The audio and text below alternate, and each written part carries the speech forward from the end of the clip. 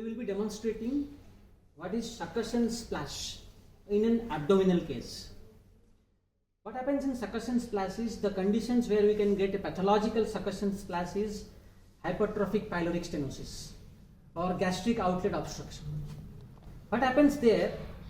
The patient is asked to drink fluid, and after 2 to 3 hours we will demonstrate succussion splash like this. Keep the stethoscope on the stomach and give a jerk to the patient,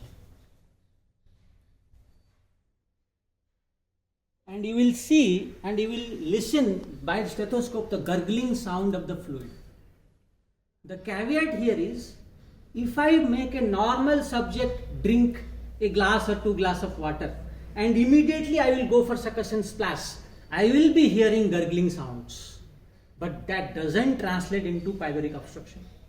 But remember, in pyloric obstruction you have to wait at least 1 to 1.5 hours later if you are getting succussion splash, making the patient drinking fluid, and after 1 or 1.5 hours or 2 hours you are getting the succussion splash, sign positive, then it is a pyloric obstruction.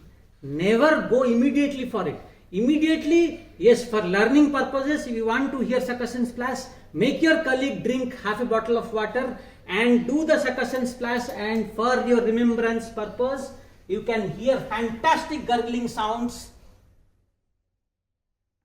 And keep it in your brain, the sound, keep the sound in your brain, the succussion splash is positive. But it will be pathologically positive when you do it after 1 hour, 1.5 hours.